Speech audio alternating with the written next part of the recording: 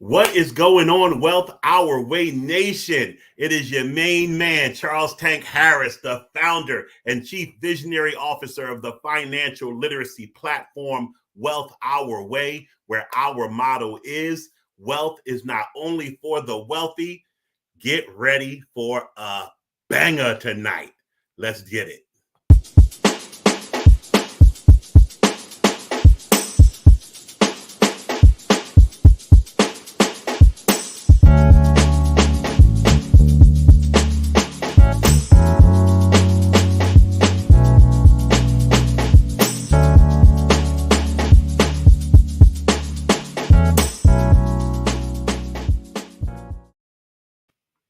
I am so excited to be here tonight. I'm going to tell you this. After the first show that we did on the cost of love, and we had our panel on here talking about the do's and detriments of dating, I couldn't wait to have the follow-up show. The request from everybody was so great to have the follow-up show that we just had to do it. We had to bring it on. Let me get this circle light out my eye.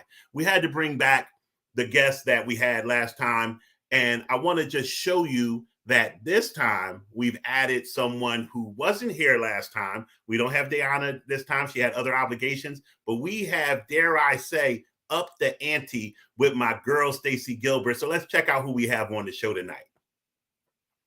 We have, of course, returning my man, Donavan West. You know, I'm going to let the guests, when they come on, introduce themselves and tell you, a little bit about what's been going on since the last time you've seen them. We have the lovely Christina Blackburn, of course, but our new addition, my friend, workout partner, when I can get a chance to work out, my girl, Stacey Gilbert, Temple alum, North Carolina alum, UNC. I won't hold that against her, but we have an action-packed conversation ready to jump off tonight. And I am just super excited about each of the guests sharing their particular viewpoint, their particular flavor, their particular style and way they handle dating. And of course, being a financial show as the Financial Power Hour is, we are going to tie everything that we discuss back into how it affects us all financially. So while we wait for our guests to get up and running, we're gonna start to bring everybody on to the show right about now. So let's get things popping.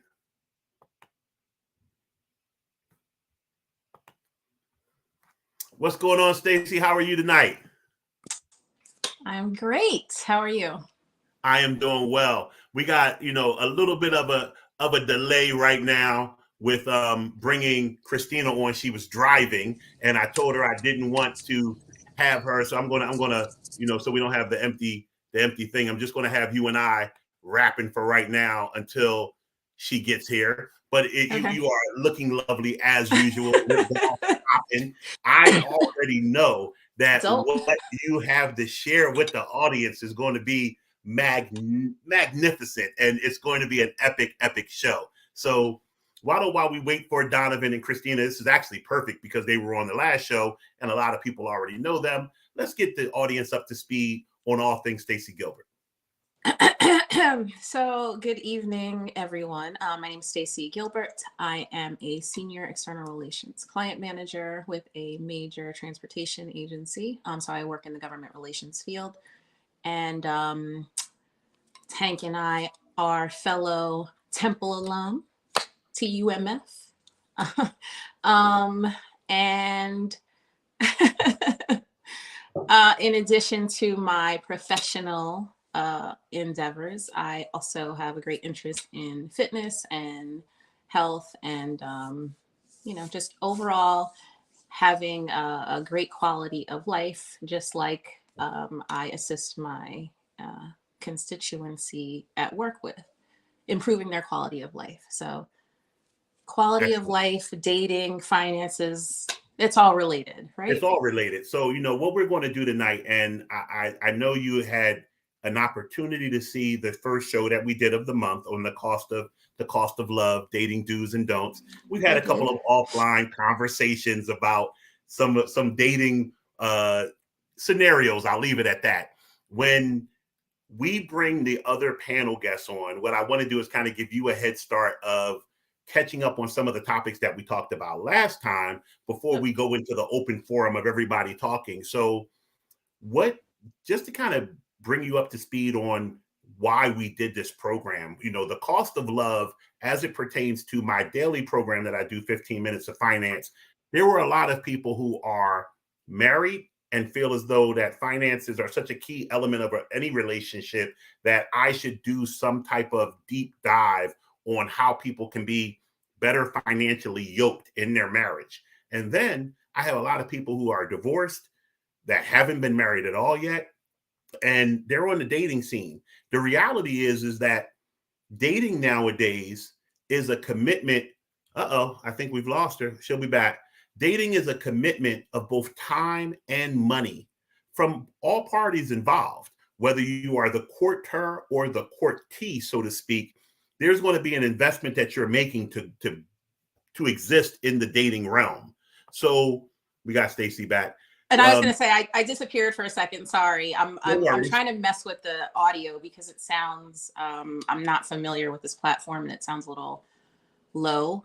You sound perfect to me. Can you hear me? I can hear you. You just, so maybe it'd be better with my headphones. It might. I don't want you to mess up your beautiful hair, So no, they're just okay. earbuds, They're so hot. It's fine.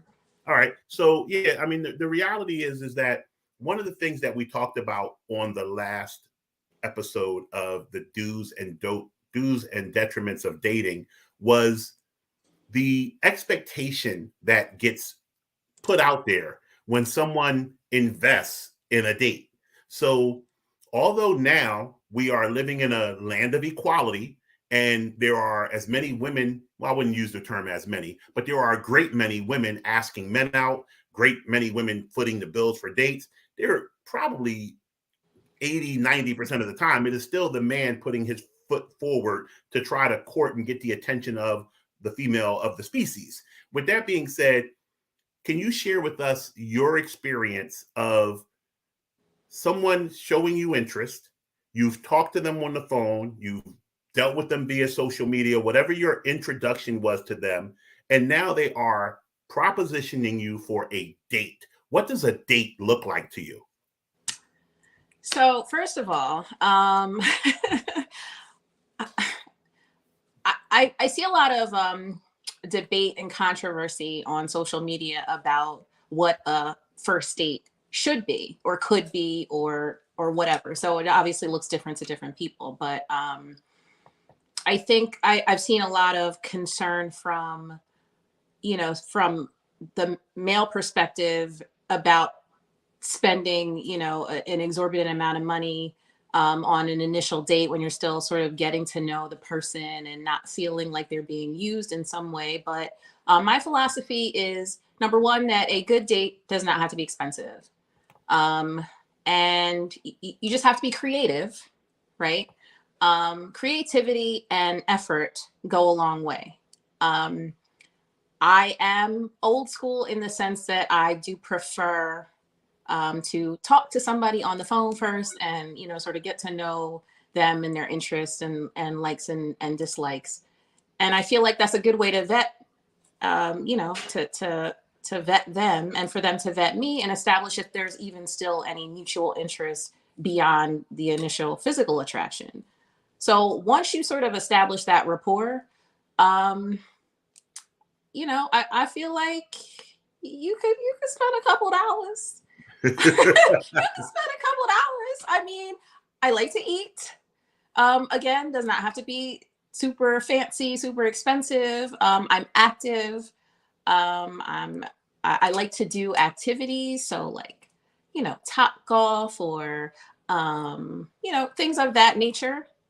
Bowling, roller skating, like it doesn't have to be that, but to be able to talk to the person and get to know them is important.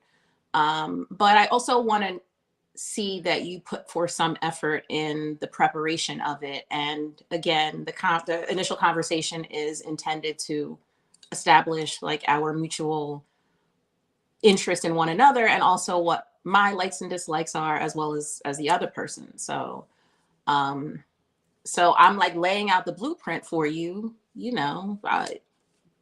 if you listen with intent, then it should be easy to plan, I think. I can't wait till Donavan gets on, because Donavan has some key phrases and catchwords that he uses. He's a relationship coach, and he has some key instructions that he provides around what you just said, laying out the blueprint, listening, and learning to actually be engaged actively in this process. Because if we're going to examine dating and courting from the standpoint of a financial investment, which it is, because think about it this way. Let's jump back into a topic that we covered on the first show. Sure. I teach all of my clients that they need to have a budget. So if you need to have a budget and you're following a budget, you have a line item for personal expenditures or going out, whatever category we're calling it. We have a finite number in there. Now, if I meet Stacey and I want to take her out on a date, A, it has to fit inside that finite number. B, and I produce a term that we learned in college, there's an opportunity cost to spending this percentage of my income that's budgeted for dating on Stacey, in case Tamika come past, and Tamika may be somebody who, I would have took Tamika out, and now that money's gone because I committed it to Stacey. So it really gets to us. I go back, I'm old school. You see the gray hair. I go back to ain't nothing going on but the rent. Like, these situations where it's not new that everything has a price associated with it. Things having a price associated with it socially has always existed. But my question that we asked the first go around, and I'll pose back to you, is understanding that you like to go out nice places and that you expect someone to spend a couple dollars. Is there a hierarchy through the process? Because let's say, for instance, I want to take you to Del Frisco's. Del Frisco's to me is not a first date. Now it is for Big Tank because I'm a baller. But for most dudes, it's not. Like, how many cats can afford 2 nights a week, 4 weeks a month to drop $200 and some on dinner for somebody who they may not decide to have a second date with? So what are your thoughts on that? You gotta pay the cost to be the boss. So, once again, I did say earlier, a date does not have to be expensive to be good. And I do realize that even, the activities I mentioned, and, maybe getting, a light meal or something can add up. So I'm not suggesting that they're, that dating cannot get to be expensive. But I think the issue is, men, and listen, when you're dating, you're getting to know different people, right? To establish who I guess you're most interested in, because just because you might be physically attracted to someone doesn't mean that, there's something beyond that, right? Right. So you date to get to know them and see if there are common sort of interests and so on and so forth. But I feel like the challenge for, I guess, again, a lot of men is because they're dating multiples, and depending on what their intention is in dating,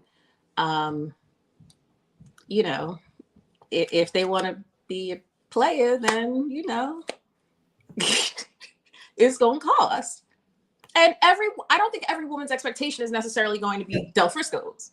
Right. I mean, I guess if you're courting a particular type of woman, maybe that's the case. Part of the reason why I feel like it's best for the man to sort of take the initiative in planning the date, other than the initial discussion about what you like to eat or, where you like to go for recreation, is because you know what you can afford. And so I'm not going to say we need to go to Del Frisco's, but if you leave it up to me and then I pick something that's too expensive for you, then you can't get mad at me. You should have taken the initiative to plan. I agree with that. Let me ask a question that, not to interrupt that thought, but I want to ask a question that may help this part of the conversation along. so I use the term opportunity cost as far as having a budgeted amount of money and choosing which date T to commit it to.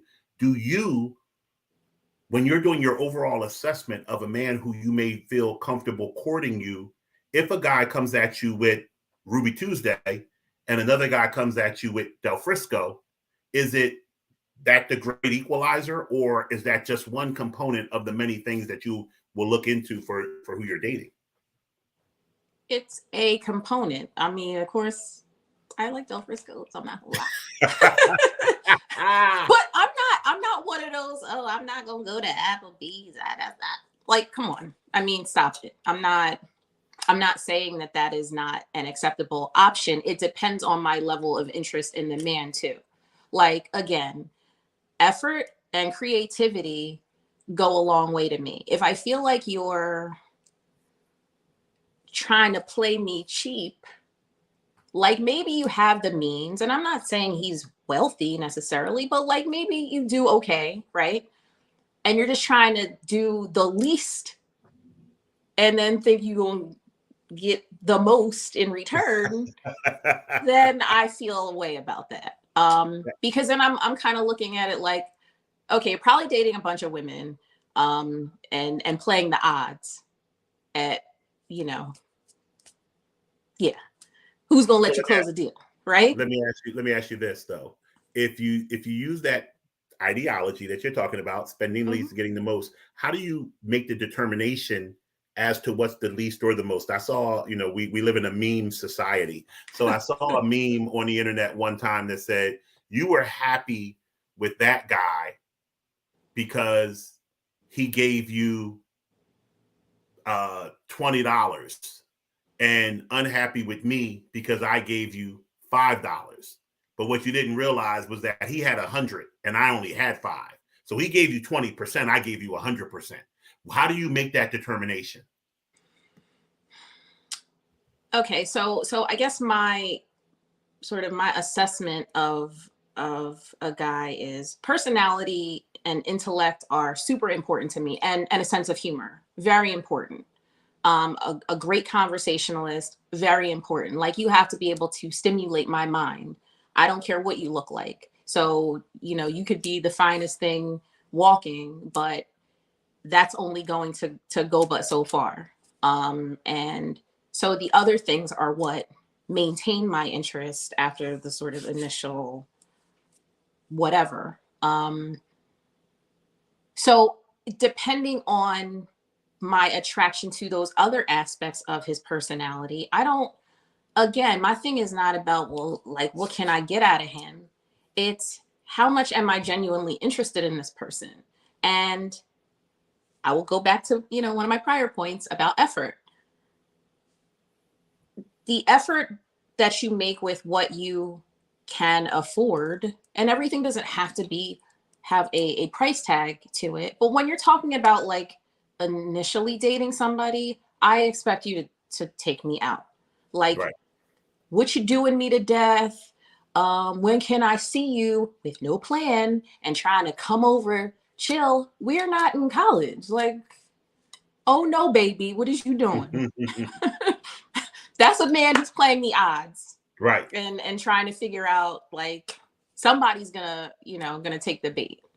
Now, having said that, I was having a conversation earlier with someone about how there are certain expectations that you have generally of, well, as a woman, of what dating you looks like. But there are sometimes exceptions to those rules. So it's like some sort of chemical, physiological, I don't know what it is, that like none of the rest of that stuff matters. I mean, right. I'm not even gonna lie to you. So, because somebody might hear me saying this, like, oh yeah. Well, it's interesting that you say that, because I'm gonna, I'm not gonna elaborate further on that. I'm gonna give the man's perspective on this from my perspective. But first, we're gonna add Christine to the program. So welcome, Christine. You know what? I just need to go off camera for 1 second. So sure, go ahead. I'll be right back. Fine. So what Christine, welcome. Hey. We started the conversation with Stacey about Mhm. a lot of the topics that we covered last week. I'm not really sure what happened to Donavan, but I'm never ashamed of hosting two beautiful women on a show without any other male competition. So I welcome the opportunity to speak to you and Stacey tonight without Donavan, or if Donavan shows up, we'll add him to the stream. I won't hold it against him. But we were just addressing a topic that we covered a couple weeks ago about how much money should be spent on a first date, what impression that leaves on you if a person, and Stacey was basically referencing guys trying to get it on the low. What is your take between assessing someone who's giving their all and may not have a great deal of means versus someone who's hedging their bets and not trying to spend more money than they have to? Yeah, so I was listening in on the conversation, and so I had a thought about this. So there is a cost, right, to what we would call like research and development, R&D. You know what I mean? So for you to do research as a guy or a female, when you're trying to figure out if this is the person that I want to spend time with, or who do I want to spend time with, there's a cost to doing that research, right? And so that's kind of how I look at this, the cost that goes into whatever you're spending on a person during those initial dates. It's going to cost you, if you say maybe $1,000 to figure out, okay, I might have 2 or 3 dates in the next 2 or 3 weeks, but this is going to go into, okay, me finding someone that I actually want to spend time with. And once I find that one, it's worth it. That amount of money is worth it, right? Because then I might spend 2 to 3 years with this person and we might have a great time. Also, on a date, you should be having a good time. It's a time to get to know someone, to have fun. It's not all about, well, how much. I mean, it is about money because we're talking about that because it's topic, but there's also an enjoyment factor to it, like to getting to know someone. It's the initial phases, it's everything's new. And you should be building a friendship, right? So that's kind of also how I look at it. And also, he's eating too. It's not like he's spending all this money on you and just buying you gifts. It's a meal. It's a meal that you're sharing with him. So he's eating, you're eating. Half of it is going to you, and half of it's feeding him. He would have to eat anyway, right? Or the other party. So that's another thing that we have to consider. It's not all about the female. I mean, there's two people eating here, and there's two people enjoying the experience, and he's enjoying it too. So you have to look at that when he's looking at what he's spending. If you think about it. I love that. Let's now that I have two ladies on the show, until we get Donavan here, I'm gonna go at you guys a little bit because I know you both can take it. So talk to me about cheap guys. Talk to me about knowing that look at we already start to get a little answer here. Talk to me about a guy who you think he's sexy, you think he's smart, he makes a good income. He's checking all the boxes, and you feel as though he's not spending any money on you. How does that affect courting moving forward? You can take that, and either lady can take it, and the other one will go afterwards. I guess I'll start. So it doesn't really take me too long to sort of establish that that's what's happening. Again, like the effort to sort of take me out on a date, that does not have to be expensive. It's fine. But like the sooner you're trying to, I want to come over and chill, and then that gets to be sort of a pattern of behavior, or even if I'm not actually allowing that to be the case, but that is what I see happening, then I already can tell what he's doing. And I don't have a problem like doing that when we sort of establish like, okay, we like each other, or whatever the case may be. But when you're courting someone, I feel like I still like to go out and do things. Like, we're not in a relationship and I want to be laid up under you all the time. I mean, we've been locked in the house for the last, nearly 2 years. So I want to go outside. So that is not something that I would entertain for too long. I probably would just kind of fade out. Love it. So if Christina? anyone that was interested in dating me or that might have dated me wonders why, Christina, what are your maybe thoughts on the that's topic? why. No, that's what I mean. I like like we just said, you know, it's you can tell when someone's kind of has the means but it doesn't want to spend it. Um and yeah, it's kind of like a turn off, right? So I don't think I would be doing a second date, but like we talked about last time and this time as well, it doesn't have to be an expensive date. You can say, hey, let's go for coffee and to get to know each other.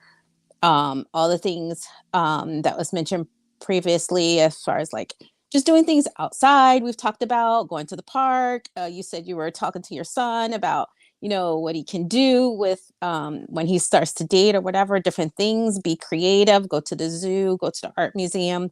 There's so many things you can do that are not expensive. Um, and so getting creative is important because then you can see that person's other side, like their creativity, their thoughtfulness, how much time they spent thinking about this.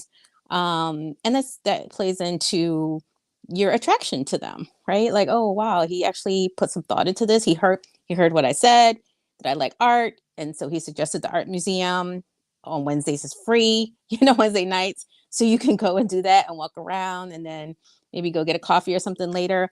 So there are different ways to do things that aren't expensive for the first few dates, but eventually you'll want to do something. I mean, you can tell like if someone does have the means um, and they just don't want to spend it, you know, if every time it's like a coffee or something simple, then you can start to get the hint that maybe they're not that serious about you, I feel. I love that. One of the things I'll say, you referenced when I referenced my son on the first episode.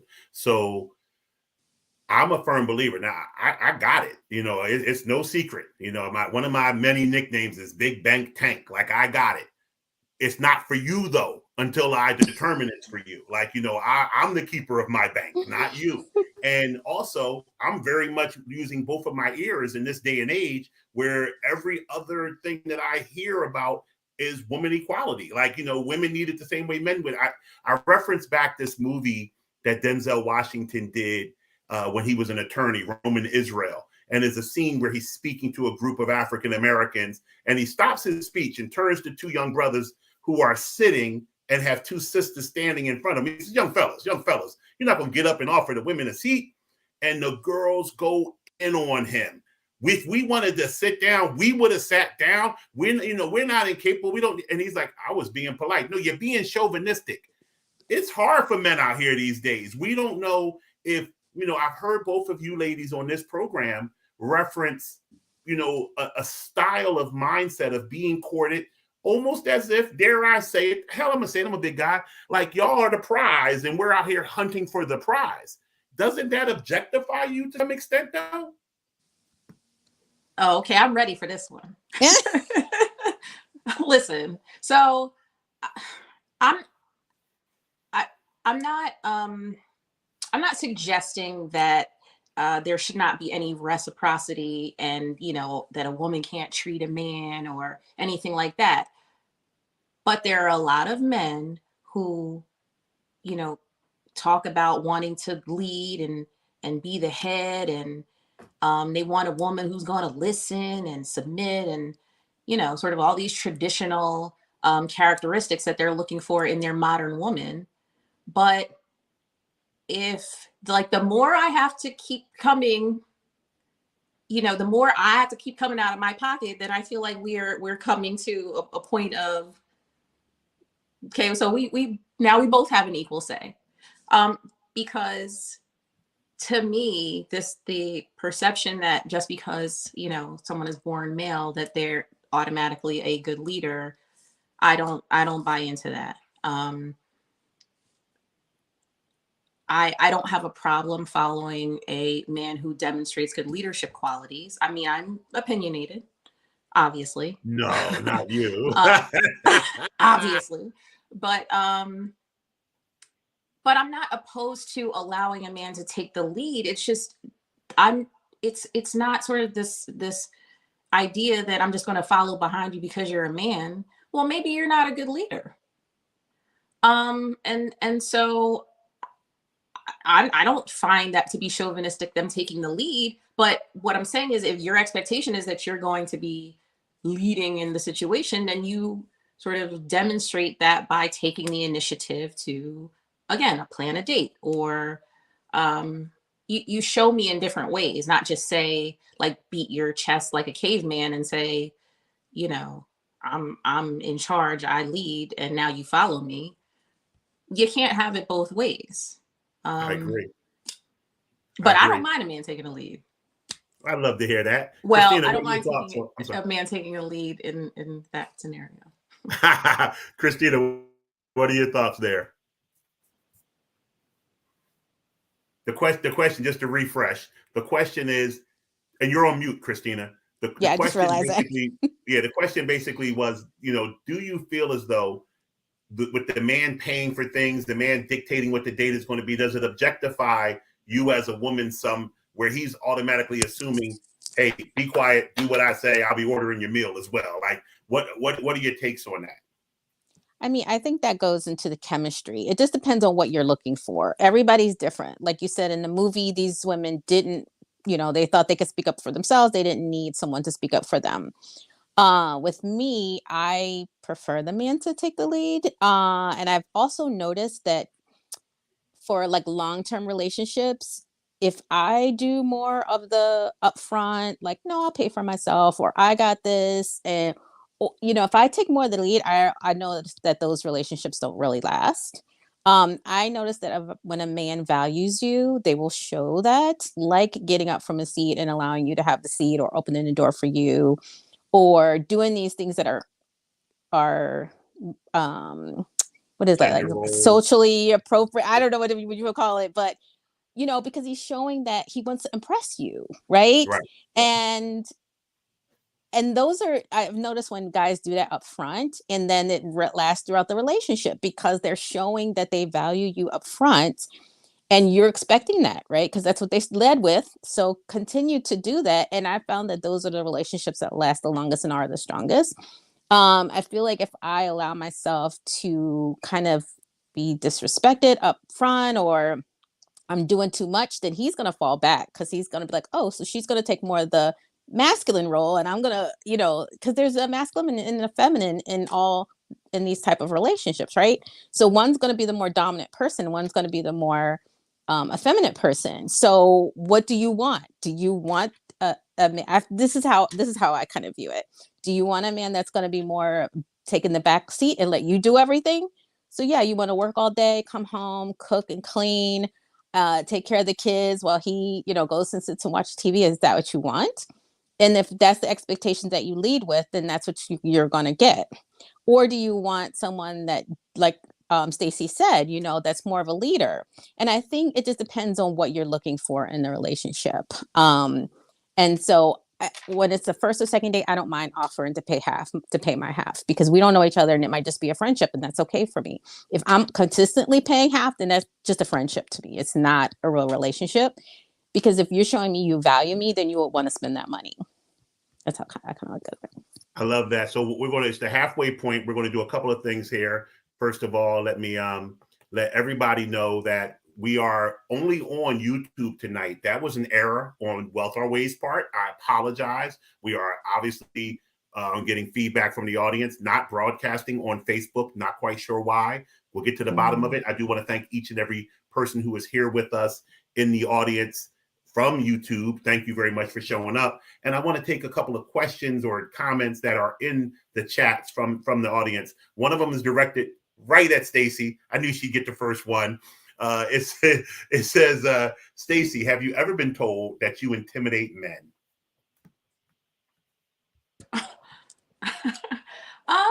Intimidate. I don't know if intimidate is the word, but I have been told that, I'm aggressive. That someone actually said dating me is like dating a man. Wow. I've never seen a man look like you, and if they start making him look like you, I'm moving. Because they feel like I'm very headstrong, and so I will admit, right? I'm not saying that I have not learned from past experiences, that I have to also sort of pick and choose my battles and decipher when it's best for me to fall back, especially because I said that I prefer a man to sort of take the lead. And that doesn't mean that in 100% of the situations that a man takes the lead. Like I told you I watched your episode with Natasha Wilson and Kyrie Terrell, which was Yes. awesome. They're so great. Thank And you. they were talking about, sort of how they play to each other's strengths. I think that's really important. So intimidated, I don't know if anyone's ever used that word necessarily, but I can tell by the chuckle that you've come across your share of guys who have questioned whether you can, quote unquote, be led, I would say. I mean, I'm not gonna lie, it's a challenge for me, but I'm working on it. I'm working on it. Okay. But let me also thank you for that feedback. Thank you for the question. I am Winfly. Appreciate that. And what I will also read is a comment from one of our Wealth Our Way Nation members, Larla03. She said, it's hard out here for men, and it's because we women are working within our hurt and armor. It's hard for us because men sometimes get into the relationship and want us to be ready-made for them, back and forth. What would you ladies say about that? I'm gonna let Christina go first on that.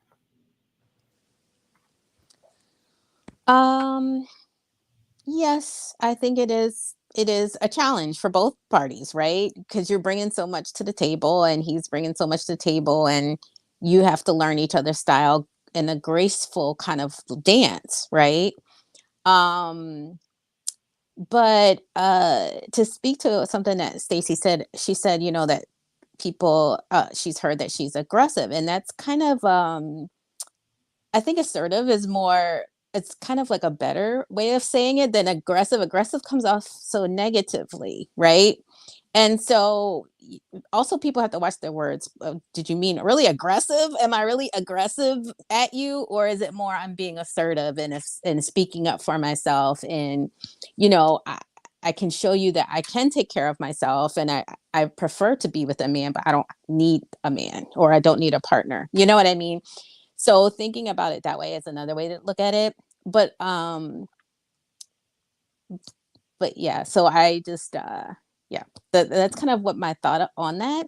But take something that we had mentioned before about kind of brought up, I think backstage when we were talking before, that I wanted to maybe throw out there is when we're talking about like incomes. Like if you're making, you as a woman are making more money than your counterpart, I think oftentimes we as women then feel like we're more leading in the household because we're bringing more in than our mates. And I've heard this, I mean, I think we've even talked about this in our group, like how women, as we start to rise in the ranks, we might have started out where our partners were, but then we start to flourish very quickly where our mates might still be at the same point that they were when we met. And so how then do you balance that that relationship then when it's not as it was when we started, right? Now I'm making double, triple what you made, what you're making, because I've advanced so quickly and I went to back to school, or, advanced myself, skilled myself up. So I wanted to throw that out to you two on, then does the women feel more like they're in control of the relationship when they're making more? And then how do men feel about that? So I have a client who's in that situation all the time, and I'm going to use her hypothetically after I let Stacey answer to that point.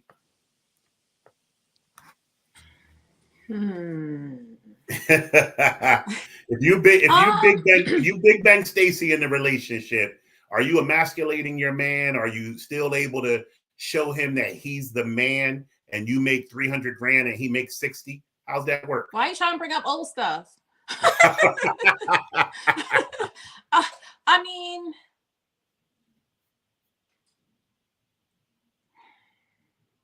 Oh, Listen, I'm in therapy. That's what I'm gonna say about that. You said I'm in therapy.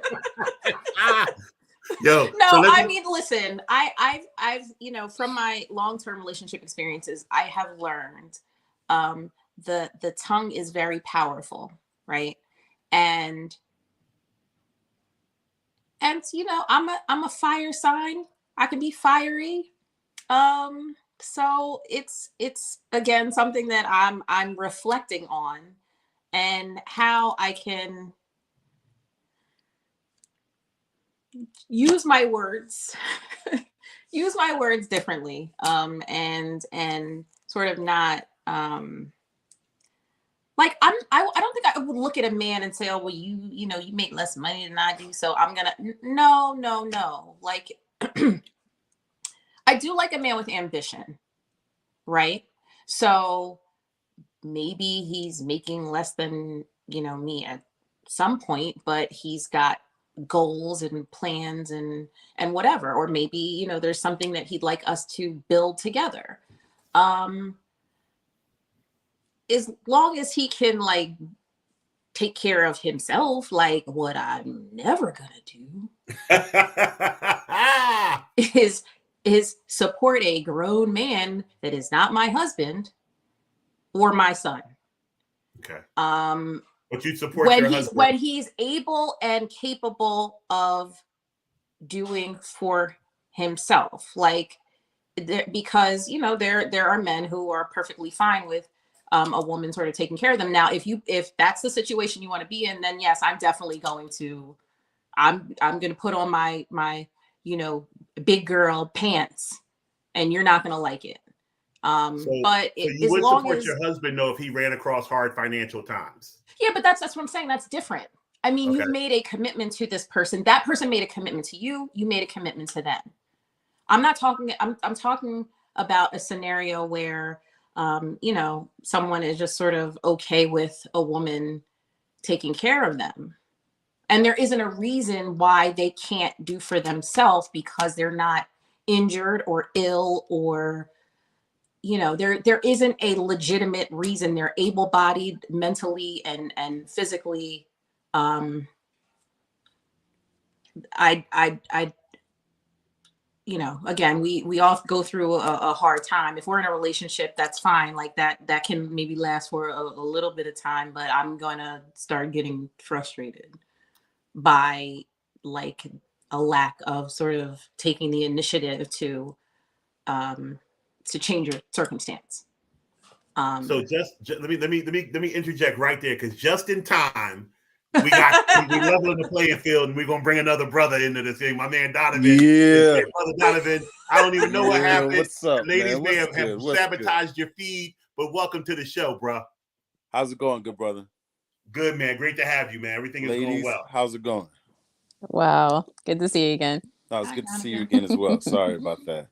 Atlantic traffic, man. Atlantic traffic got I me. feel you. It got me. I feel you. We had just had a question asked. Christina was actually bringing it up about the inequities financially when the tables are flipped and the sisters making more than the brothers in the household, or we, you know, as we're skating the topic, not necessarily in the household, but in the dating situation. So, you know, you're a guy making 45 grand a year, and who knows how it happened, but you're taking a lady out on a date that makes $850,000 a year. Okay. How do you work that? So but my thought was more like you guys started at the same level, but then the female quickly started to rise above him. So it's not like it was just at the gate there was this inequity, but maybe we started out at the same level, but now I'm far ahead of you. So we went to the same school, same kind of situation, that type of thing, and then boom, good to see you. Let's catch up, and here we are. Like, wow, wait, like, okay, that happened. Okay, so so I mean, the first thing that I'm gonna do in that situation, I'm gonna make sure that I demonstrate that I'm listening to you.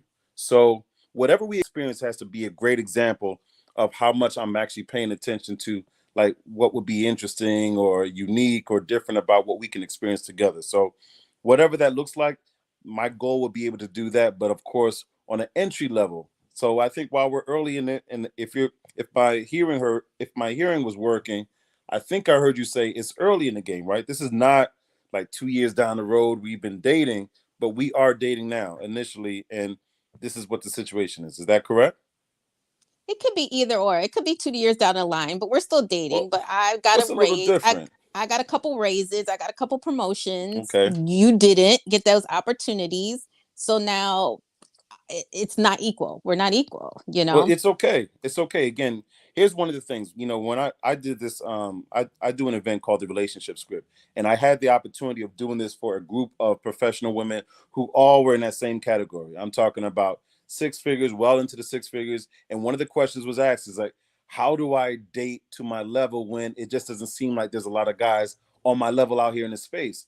And I had to ask them to define what on your level is. So if on your level means from a financial standpoint, then that's tricky and dicey for me, regardless of what your gender is, right? But let me just answer your first question in terms of how do you date when I'm coming 45K a year. I remember those days. 45K a year, and and I'm dating you and you're at 850. Number one, again, it has to show how much I demonstrate, how much I'm into you. Right. So I think if there's something there that's sentimental about what's important to you, something you may like. If you like to dance, it doesn't mean you need to be in the VIP section of a particular club or lounge, right? It means you like to dance. So if there's a certain kind of music you like, okay, cool. Maybe we'll do something in that space. If it's food that you enjoy and we don't feel comfortable with me cooking for you yet, no problem at all. I'll make sure that, again, we can order from a place and space that is reasonable to be able to eat from. Even if you're earning 45K a year, and for everybody that's watching, that's not so bad. I don't mean to be snub-nosed at those who are earning that amount, but if your dating budget is reflective of what you're earning that year, and her dating budget is reflective of what she's earning that year, what she's used to is something that you need to discuss early, right? What she's used to. But if it's early in the early stages, it's not about really dating with a certain status. It's really just getting to know you. So I need to be able to actually be in a space and place where I can just get to know you. And if you really about me versus what I'm earning per year, then it'll work out. If you're not, then we'll know that too. And we're going to do something that you should be doing in the dating phase early in the game. And that is knowing whether or not you're wasting your time, right? Now, if it's later on in the year, right? So, or it's 2 years later and I'm celebrating you, then maybe you should hold on to the fact that I'm celebrating you, right? One of the things I talk about is making sure that you understand the difference between a cheerleader and a fan, right? If you got a fan, the fan may be, oh, well, that's what's up. She's earning great money and all this other stuff. But a cheerleader, regardless of what your status is going to celebrate you, right? So you want a cheerleader in your space, not necessarily a fan. And that's the thing you may want to discern when you're in that state of the relationship a couple years down the road is, are you really happy for me, period, right? Or, are you just happy I made it? And so there's a difference. People will celebrate money and material things, but I'm really, if I'm into you, I'm celebrating just your evolution. I'm celebrating you getting up the ladder and, how this is more fulfilling and it may be in alignment with your purpose. I hope I answered your question. Yes. Let me say this. Tank, did you want to talk about you said you had a I do, situation, but I client? want to first, I want to first say this. My background in financial services, I started out only working with athletes and entertainers, and I saw this mainly with athletes. I saw this in the flip all the time. I'm famously has said and been accused of being a sexist and a chauvinist for saying it. I was like, there's no woman out there. And I guess I'm just going to say it. You got to be sensitive because he's late great now. But I used the example when the late great Kobe Bryant was alive. I think Vanessa fine, but there's no wife out there for me when I'm making $120 million a year. What can you do that makes you worth me making $120 million a year? If you were my wife when I was $3 million a year and now I'm 120, what did you do 40 times better to stay on my level now that I'm making 120?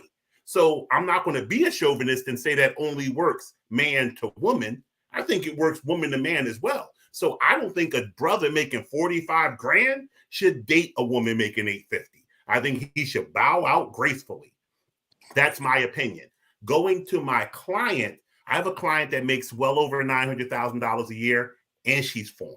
And you know, I'm a very smart dude. She's brilliant. We have high-level conversations, and she tells me she keeps it so close to the vest about how much money she makes. When the conversation starts coming toward career and money, she be out there like, you know, we're gonna talk about something else, because she knows the second she starts talking about what she makes, conversation over. She says, I'll literally watch men go from this caring, open-minded guy in conversation to start putting his ego on the table. Well, you know, I cured cancer when I was 4, and then they brought it back, and I don't know how they did it because I was missing when they brought it back. But, you know, they want to do everything to try to keep up with the fact that she makes 900 grand, and he knows before he says his salary, he's dwarfed.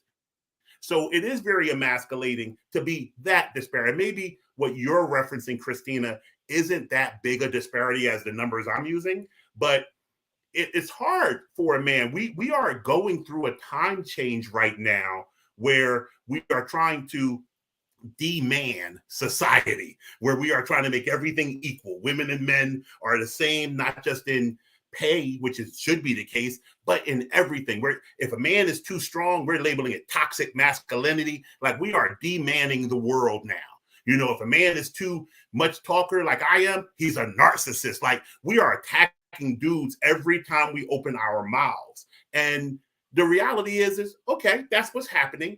So men are backing off. To Carla's point, it's hard out here for dudes to be a man, because I sit in these same rooms where the woman made more money, the divorce is happening, the guy asked for his money, and the first thing out the woman's mouth is, be a man. What you want my money for? But it was cool when it was the other way around. I see Stacey laughing, so I got to hear what she got to say about that. I mean, I definitely didn't like the way Kendi did Mary. While we on the topic, I don't know. I mean, I definitely think that's. I think the example that Christina presented with somebody, you know, making 45 versus 850, it's a big disparity. And some men will say, I don't have a problem with a woman making more money than me. And, you know, as Donavan said, you know, I applaud her sort of evolving in her professional life and, you know, going up the ladder and so on and so on. But I think for a lot of men's egos, they can't, I mean, that's a huge disparity. They can't deal with it. And then I also feel like for a woman that would have such a vast disparity in earning potential from her mate, it might be hard for her to sort of turn off that stronger, you know, more dominant side of her personality when she comes into the household. Now, again, I told you that I watched the episode that you did with Natasha and Kyrie, and we're talking about in your own circumstance how your wife is, you know, a boss professionally, but when she comes into the household, it's a completely different scenario. I think that's hard for a lot of women, and thus it's hard for a lot of men because they want to take on the leadership role. So I don't know that a situation like that is, with such a big disparity, is necessarily going to work. But I mean, for some people, you know, maybe. Donavan, I gotta hear you out on this one. I can read I'm becoming a better host each week, and I can see the facial expressions of my guests when they got to talk. So go ahead, brother, and tell. No, bro. No, I think it goes back to this other thing real quick. I know we don't have a lot of time, but what is your value system? Real talk. You know, what is your value system? If, you know, I used to always say, in just like yourself, when I was in financial planning and dealing with people who had just nothing but tons and tons of money, you know, when it came to this whole topic of dating and everything else, you know, they're like, yo, she got this, she wants for nothing. I'm sitting there like, well, if you acquired this relationship, or the foundation of this relationship is material, it can also be eroded based off of material as well. Like, it's just that simple, you know. And when I was talking with those professional women about engaging in this whole dating, you know, space, the one thing we got to understand is, like, what is that person to you, right? Who is your mate to you? Like, what is your actual value? If your value is how much you're contributing to that bottom line, then you're absolutely right. Then no one will actually be enough, because at some point you're going to run across someone who has more money, right? I mean, I just like you said, Tank, she's making 900K. Well, I mean, I'm here in Atlanta where, listen, bro, right? Just the past weekend, 1.5, 3 million a year, like, and fine, like, so here I guess in these I'm streets. never coming home. I'm never coming home. Right? But that doesn't do it. I'm happy for you, right? I'm happy for you. Congratulations. So again, what are you to me at the end of the day? And that's the same thing. If you provide me, for me, that is, I mean, again, no matter how much money I make, if you don't provide me peace, right? If you don't give me the kind of space that I need to take off my armor, because it is hard out here, I really like what you bring to the table only is an actual annoyance from a financial standpoint. That becomes an annoyance. If you make whatever money you make, that's just noise. What really matters at the end of the day, and I think a lot of people are starting to recognize this, especially in the past couple of years, is that there's just a lot more to life than that money. Like, money is good. Don't get it twisted. The things I'm able to do, lifestyle and all, I'm very, very humble and grateful. But there's just so much more to life than that. And I think what we found out over the past couple of years, when people were quarantining, right, is they're looking at that mate, the same one that got the Bentley truck, the same one in a beautiful house, the same one whose body looks like whatever, action figures, right? And they're like, that's still not enough for whatever reason. So I'm just going to say, at the end of the day, really think about, maybe think 2 times, maybe a 3rd time, just to be clear, what's really good with you? And then, does that person possess it? Those other things, they can work themselves out, because I know plenty of poor people that are struggling, but when it comes to this whole area, oh, it's all good. Right.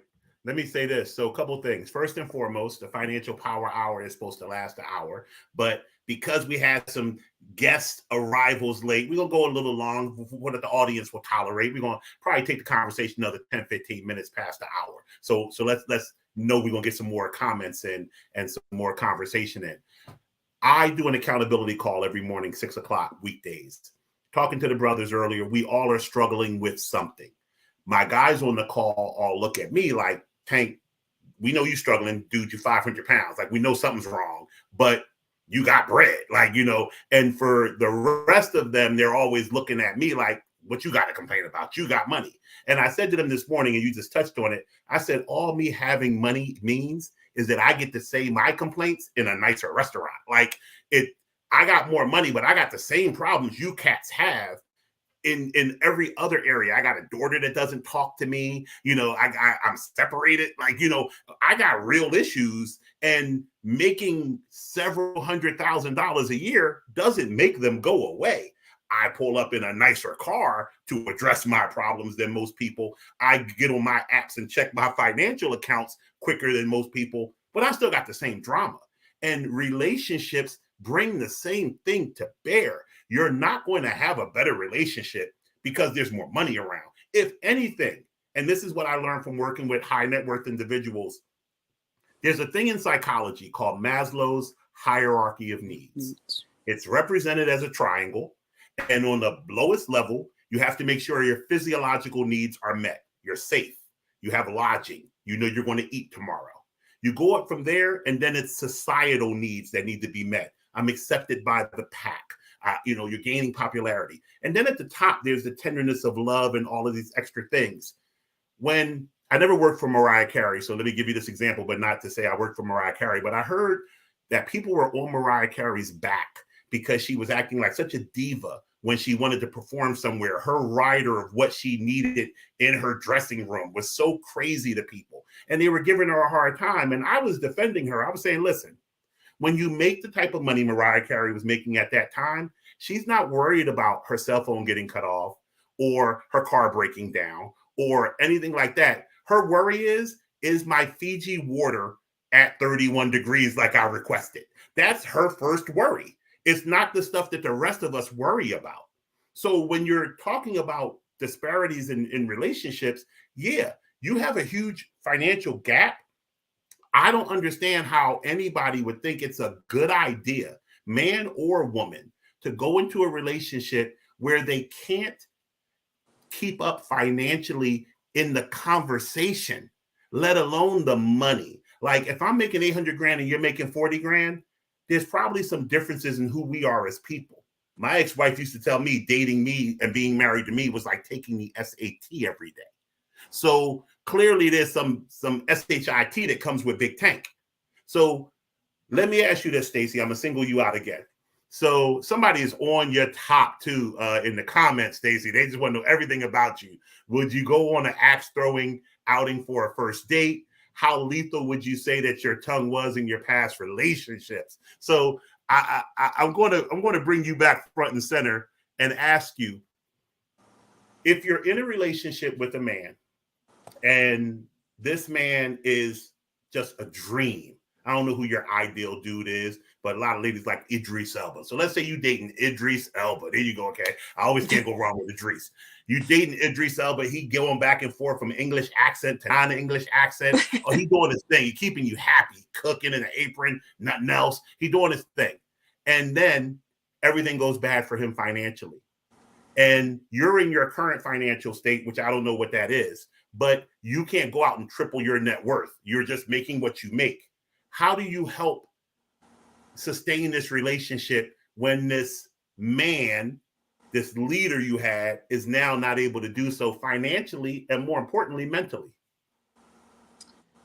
So again, kind of going back to something I said earlier, I feel like the the level of commitment in your relationship sort of factors into that conversation. So if it's somebody I've been in a long-term relationship with, which I sort of assuming in the scenario you described, or it's my husband, of course I'm going to support him. And I mean, we can all go through hard times. And when you are with somebody that you commit to, the intent is that you are there for each other through the good and the bad. Now, again, how long is the bad going to go on? Like, I'm not saying I cannot be there to support you, especially if he's all of these other awesome things and he's Idris Elba. I mean, like, come on, right? But if you just like, you know what, I think I'm cool chilling on the couch and, you know, you go out there and do your thing, you can hold us down. Well, how long are you going to expect me to hold us down? Like, if I feel like, because again, just like, you know, women can go through depression, men can go through depression, anyone can go through depression, right? I'm going to try to do things to uplift you. But I need you to, I need you to kind of, I need you to pick up the reins at some point and get back on your feet. I'm gonna motivate you as much as I can, but I'm gonna get to a point where I'm gonna get frustrated by that. And I'm probably not going to want to be intimate. Like, it's going to affect other things. So therefore, I have to see that you are at least making an effort towards that. You have your pity party, you feel sorry for yourself for a while. You know, I try to build you up. And then we like, all right, well, how are we going to fix this? What are we going to do now? Because this can't go on in perpetuity. Like, I'm not now agreeing to be the sole breadwinner in the household and supporting a grown and able-bodied and capable man. Okay. So let me bring Christina on, because other than my son. She was shaking her head and shaking her head at a part that I feel is quite dangerous in relationships, and I've heard it. But you made the statement, Stacey, that certain other areas are going to be affected, and you referenced intimacy. And Christina, you gave this nod that you're giving now on the big screen. I talk to so many dudes, so I'm just going to put all the business in the street. For me, I am blessed. I've been married twice, and I have never, ever, ever had any reason. God strike me down if I ever say either of my wives were not ready and able all the time. Like, you know, there are jokes out there men tell, like, how do you get a woman to stop doing certain things sexually? Marry her. Like, women shut it down when they want to. And you guys have both shook your head that if the finances ain't right, the legs get tight is kind of what it feels like when you're saying it. Can I just chime in really quickly? Because Yeah, sure. again, when I look back on this, I don't want to be like, man, that's not how I meant that to come off. What I'm saying is, if I love you, I'm down with you, right?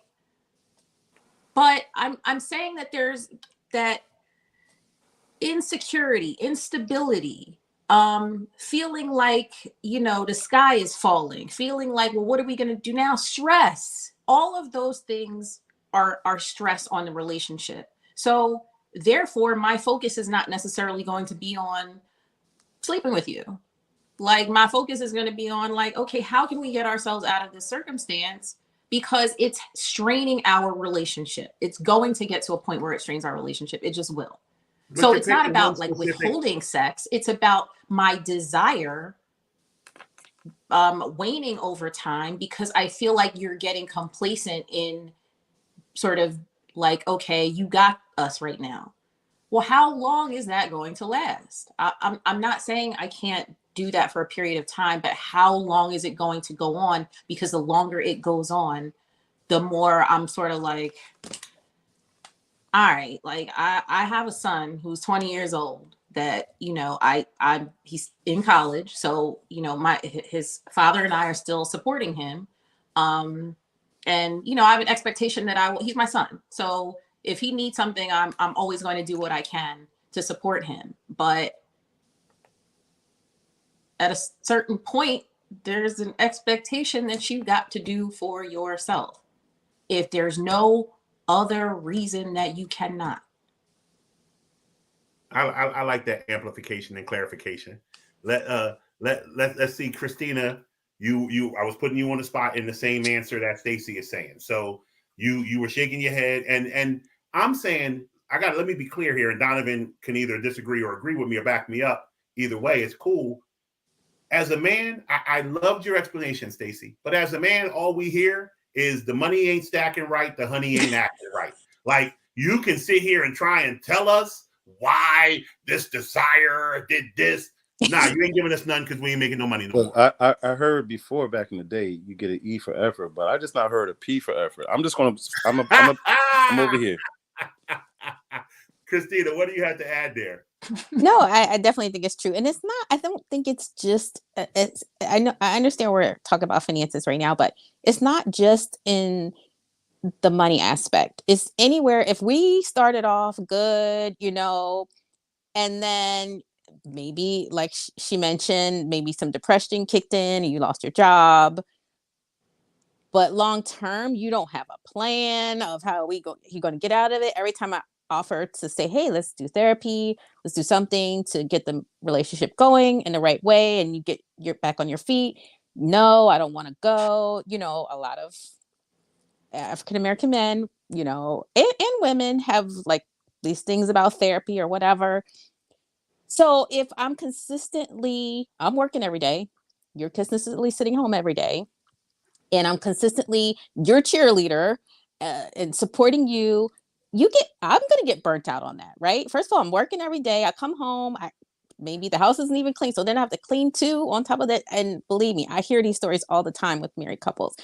So yes, you begin to lose confidence in the relationship, and also you start to look at your mate differently, right? Because he's not motivated. You know, one of the things Stacey said is ambition goes a long way, and if he's losing that ambition that you had when you first started dating, you know, and now he's just this lazy mofo on the couch, who's gonna want to have sex? Who's gonna want to have relations with that? Like, nobody. Like, no hot sweaty war relations with that guy. And it's so when we hear this, oh, you get married and it ends, well, there's probably a reason. Something changed. And if I'm still doing the same thing I was doing and advancing and ambitious just as I was when we were dating, and you've now flipped that and you're doing something else, I'm not going to be interested. And men are different than women. So, you know, men can do it anytime. If the woman's lazy and around the house, not keeping herself up, you guys are still attracted. But for a woman, it's different. It's more emotional, you know. And if we're tired and because we've been working all day and you're fresh because you've been sleeping all day, like, that's not going to be appealing to us. And so if we're not attracted and it's not appealing, it's going to be less desirable to give ourselves in that way. We might do it, but it's not going to be, it's just, I mean, so I definitely understand. I definitely understand what Stacey said. And I believe that a lot of women feel the same way. Brother Donavan. I had to mute myself so that I wouldn't, I had to just, practice some restraint. You do that as you get wiser in life. You just boom, just hit that little mute button so that you can just, listen. Listen to lead, brother. Listen to lead. That's me all day. You know that. So the first thing is, I think that the number one thing where we fail at is we internalize this trauma too much. We don't talk enough about it. So the idea of having a plan, I agree 1,001%, but we don't actually talk like in a detailed forensic level, action oriented, explicit way. We don't. We say, okay, it's tough. I know you went through something, you just lost your job or whatever, but it's a traumatic experience. And I'm saying men, we fail at talking about how traumatic of an experience it is because we are not given the opportunity, the grace, the time to properly mourn emotionally and, and physically, like not being able to step up in that space financially and physically. Like it's just not a thing. Okay, I got you, you're going to get back on your feet, that kind of thing. But that pressure never leaves us. That pressure never leaves. You may say, oh, it's going to be okay and go about your business, but the pressure doesn't leave, and Tank, you can always correct me, but it just doesn't leave. And especially depending on where you're coming from. I mean, if I'll talk about myself, 2020, boom, I went through a split and I lost a 6-figure job. My crib, high 6-figure crib, brand new mortgage too, taking care of, I just moved my mom into an apartment, that I'm financially responsible for. My daughter is in Atlanta and I'm there every month physically and financially for her. Right. So I paused for a second. I went to a dark space, no lie. And several days and a good support system, boom, came out with my new company and started rocking and rolling. But I know that I'm one of like a trillion guys in that space that was able to bounce from that situation. And I just know the first thing that happens typically in a relationship is we internalize much of that. And I get it, women like, look, security, that you have a plan, but let's talk about that. Let's try to create a plan together. Or let's say, let's redefine who you are, because that trauma does change things, as Christina said. So how does it change you, right? How do we turn that loss into a lesson? Most of us don't have the skill set and communication levels to be able to discuss it in a way that's not just clear, but also intimate and vulnerable, to tap into that, to say, you know what, I'm not just your cheerleader, typical, like in a typical fashion, but now we're actually in the war room together. You know what I mean? And we got this blueprint that we're going to draw together. We got sharp pencils and let's figure out what that looks like. That's a hard thing to navigate. And I think right now, because we focus so much on the material aspect of it, and it's so intrinsically like,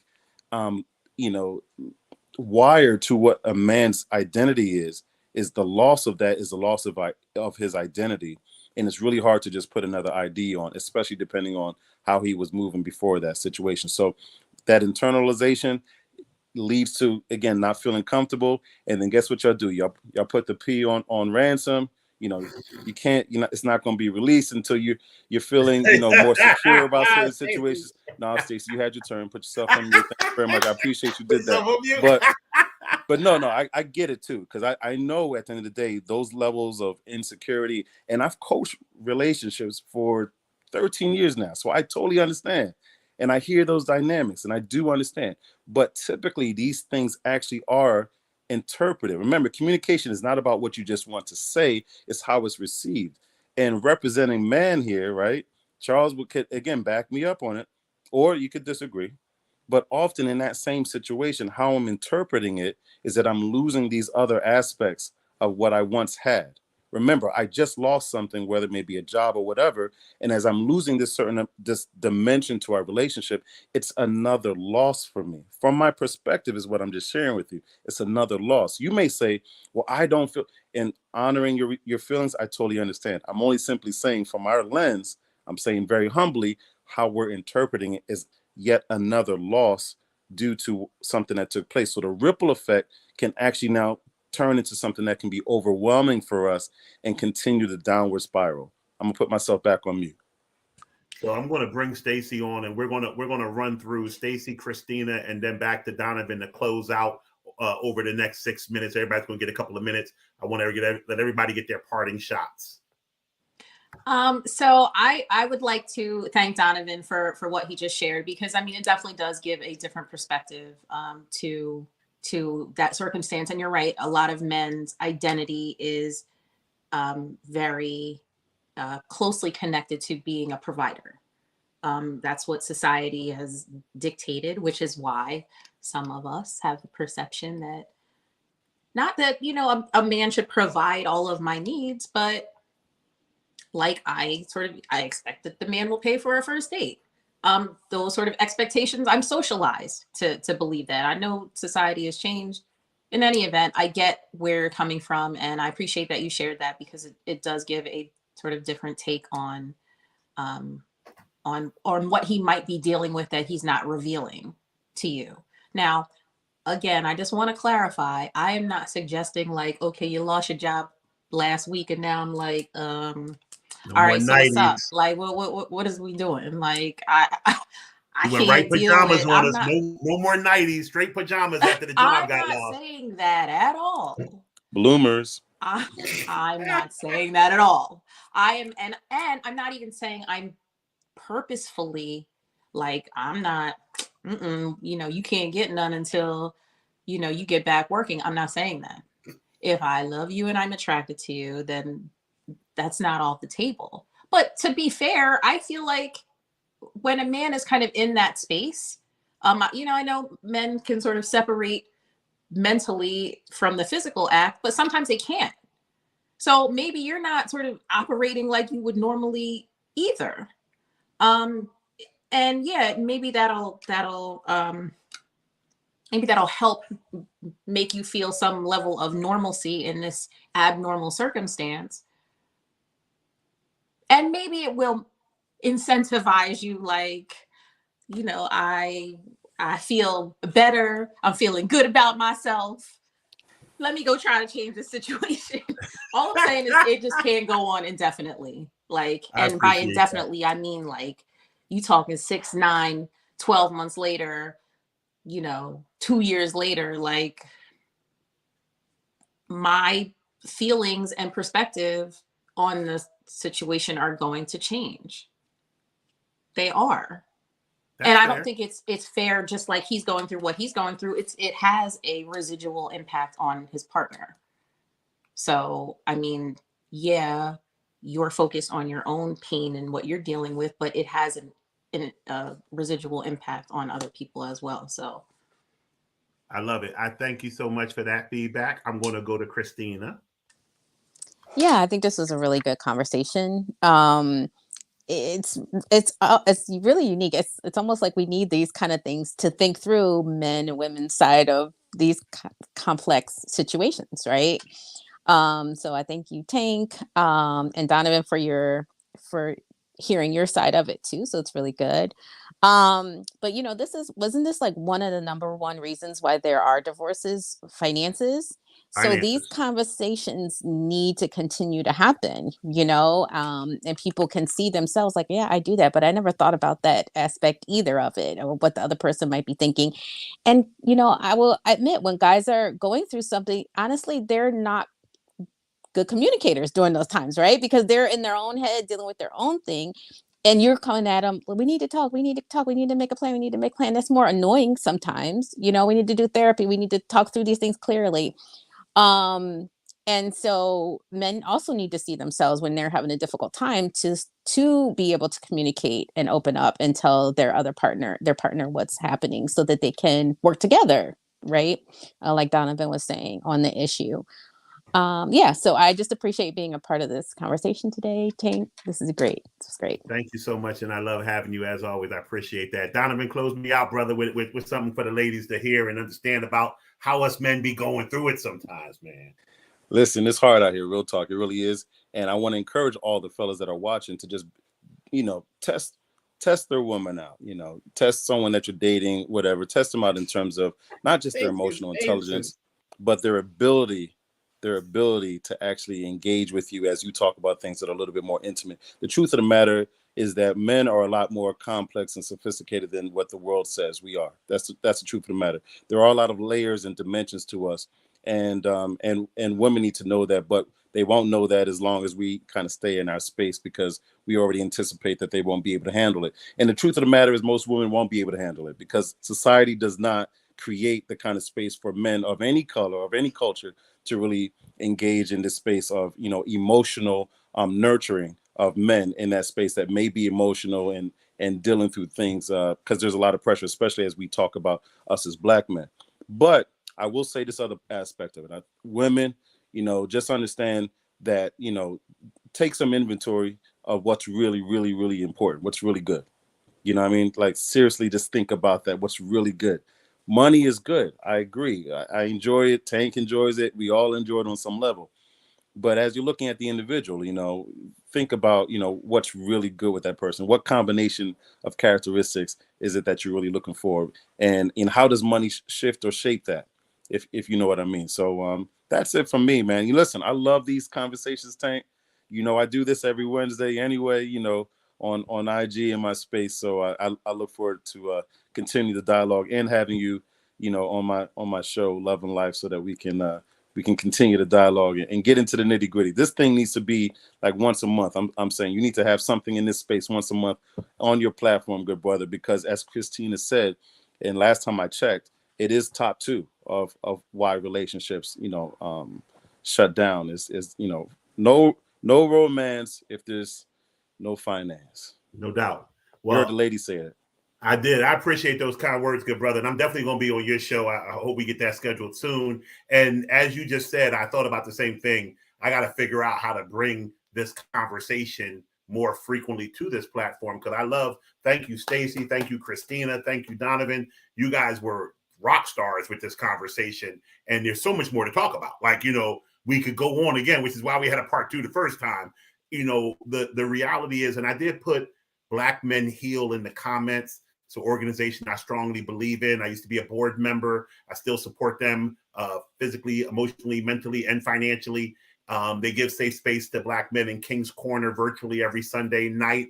So check that out in the comments, any brother out there who's struggling. What I'll say in closing is this. There's so much as a man that I don't know about myself, that I learn every day about myself. And then to try to relate that to someone else, i.e., the leading lady in my life. I have been blessed to have so many varied experiences, but none to me have been more varied and educational than my marriages. Nothing disparaging about my first wife. She's the mother of 5 of my 6 children, and helped me raise the 6th one, because when I met her, I had a 1-year-old. Nothing but love for my first wife. But Donavan used the cheerleader fan example. And what I use with my wife, comparing my first to my second, is the cheerleader teammate example. My first wife was the world's greatest cheerleader. She rah-rahed for me, good time, bad time. But when I needed help, even if I couldn't admit that I did, she was of no help. And it wasn't because she wasn't willing. She wasn't able. I chose a woman who was never going to be able to help me. Then I met my current wife, and I had to get used to playing with more talent on my team. It was so difficult for me to be the dude has to go out and score 40 every night to know I could kick it to the cat in the corner and they were going to knock down the 3. It was crazy. And it was a very, very difficult experience, which it goes back to me saying, people think, oh, you got money, everything is great. It's having too many resources sometimes is as hard to navigate as not having enough resources. I married a woman who brought so much to the table, it was hard for me to deal with because I was used to living in a vacuum, so to speak. So these are experiences that I know other people go through. When I talk about the woman that I have as a client that's making damn near $1 million a year in her dating woes, 25 years ago was another client of mine making 200 grand, and she married her long guy. Like, she couldn't find a dude making 200 grand. And what I will say is I want to be careful with what I just said. I'm going to stop myself and rewind it. She could have found a man making 200 grand. I don't want to get all Kevin Samuels on y'all, but there are dudes out there making a ton of money, brothers making a ton of money. I'm not a unicorn. Donovan's not a unicorn. When women say they can't find these men, I think sometimes what they're saying is, I don't want that man. I don't want a man who's going to be as bad as me. I rather have the custodian, the janitor, who I don't have to turn off being the boss. I don't want to come home and not be the same boss chick I was all day because this dude makes 5 times as much to me and he's just going to tell me to get in the kitchen and make a sandwich. I don't want that guy. I want a guy who I'm going to come home and be revered by. So I don't necessarily believe when women who are successful say there aren't men who are successful for them to choose from. I think it's a choice a lot of times as well. But with that being said, I want to thank my great guests. I want to let everybody know I'll be back tomorrow on Facebook's Wealth Our Way page and YouTube with 15 Minutes of Finance. And in 2 weeks, we will be wrapping up the Cost of Love series. I'm going to have Sirius talking because she heard series and thought I was talking to her. See, she ain't listen. I'm going to wrap up the Cost of Love series with a couple of a couple of family law attorneys, and we're going to talk about the cost of divorce, separation, all of those good things. So I welcome you guys to come and listen to that episode and be part of the audience. And I am going to find a way to get this panel back together again in the future to continue in this conversation because you guys were brilliant, and I thank you all. I celebrate you all. With that being said, we're going to go to the outro. Long overdue, but sometimes you just got to spend a couple extra minutes doing what feels good.